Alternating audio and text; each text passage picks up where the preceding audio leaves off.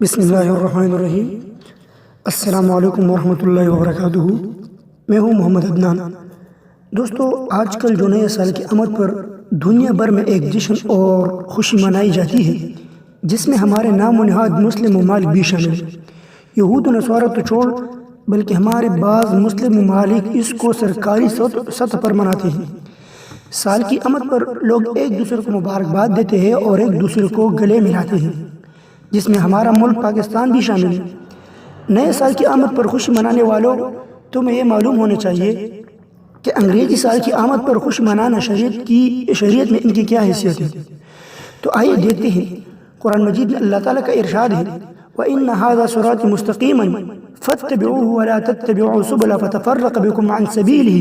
سورہ نام ہے۔ تو اس کا ترجمہ یہ، اور بلا شبہ یہ دین میرا راستہ ہے، بس اسی پر چلو اور دوسری راستوں پر مت چلو کہ وہ راستے تم کو اللہ تعالیٰ کے راستے سے جدا کر دیں گے۔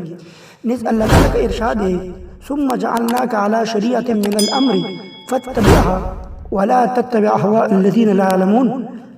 اس کا ترجمہ یہ ہے، پھر ہم نے آپ کو دین کی راستوں پر قائم کر دیا، بس آپ اسی پر جمے رہے اور نادانوں اور احمقوں کی خواہش کی پیروی نہ کریں۔ چنانچہ حضرت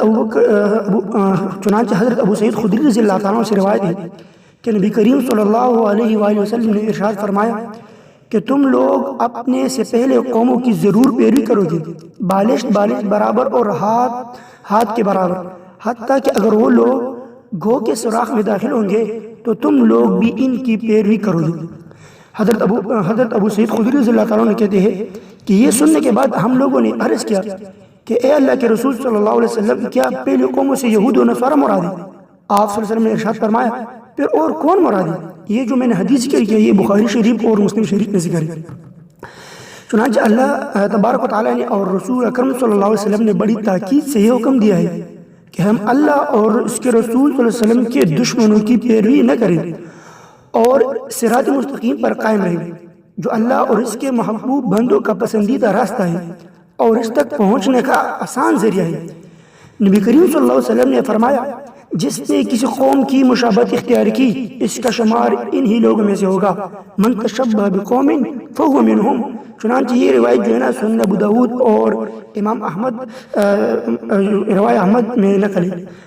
ان تمام تاکیدات کے باوجود امت کا ایک طبقہ شیطانی پیروی اور نفسانی خواہشات کی غلامی میں صراط مستقیم سے ہٹ کر اللہ اور رسول کے دشمنوں کی راہ پر چل چکا ہے، حالانکہ ان سے دور رہنے کی اللہ اور اس کے رسول صلی اللہ علیہ وسلم نے تاکید فرمائی تھی۔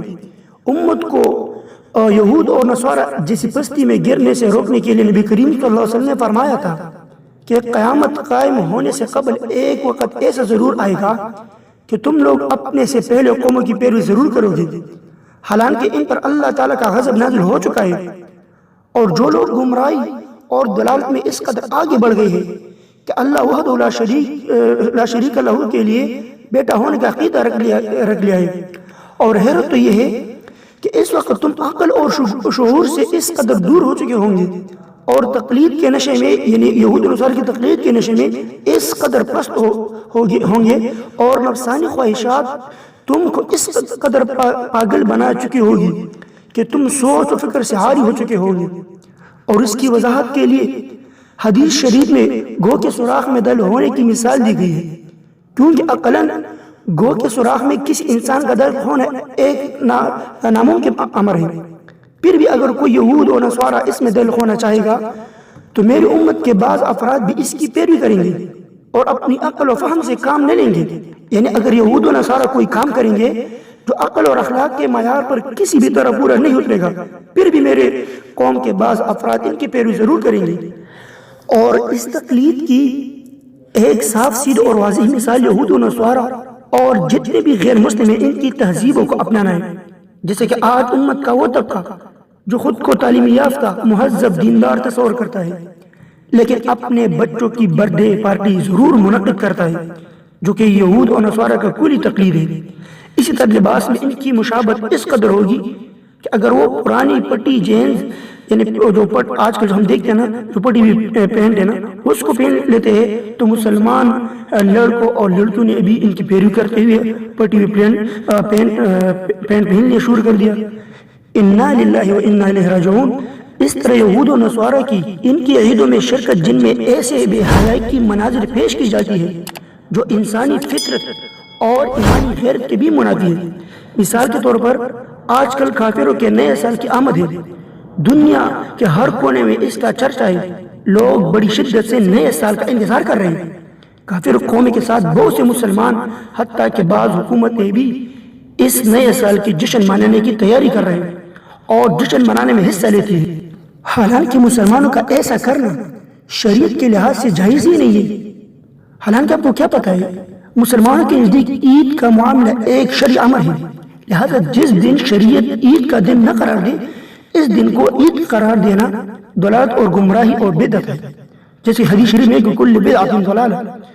اور یہ نئے سال مسلمانوں کا سال نہیں ہے بلکہ کافروں اور اللہ تعالیٰ کے دشمنوں کا سال ہے. لہذا اس کی آمد پر خوشی ایک غیر شرعی کام اور اللہ تعالیٰ کے دشمنوں سے مشابہت ہے جس سے سختی سے منع کیا گیا ہے. اس عید میں بعض ایسے بے حیائی کے کام کا ارتکاب کیا جاتا ہے جو اسلام کی نظر میں حرام ہے اور پھر اسے جائز یا بہتر سمجھنا دین سے خروج اور بغاوت کا سبب بنتی ہے. علماء امت کا متفقہ طور پر فتویٰ ہے کہ کافروں کو عیدوں میں شریک ہونا انہیں مبارکباد پیش کرنا کسی بھی طور سے ایک طرح سے اس عید میں ان سے تعاون کرنا قطعی طور پر جائز نہیں ہے. چنانچہ شیخ الاسلام ابن تیمیہ رحمۃ اللہ تعالیٰ فرماتے ہیں مسلمانوں کے لیے جائز نہیں ہے کہ کفار کی کسی بھی شکل میں مشابہت اختیار کریں. ان کے تہواروں میں کھانے پینے میں لباس میں غسل آگ جلانے یا کام سے چھٹی وغیرہ کر کے ان کے کام آئیں گے. بچوں مطلب کہ کام سے چھٹی وغیرہ کر کے ان کے ساتھ مشابہت اختیار کریں. اسی قصد یعنی ارادے سے فروخت کرنا کہ ان کے کام آئیں گے. بچوں کو ان کے تہواروں کے خاص کھیل کھلانے کی اجازت دینا اور اچھے کپڑے سے بطن کرنا یہ سب کچھ حرام ہے. مجموع فتاویٰ جلد نمبر 2 صفحہ نمبر 488.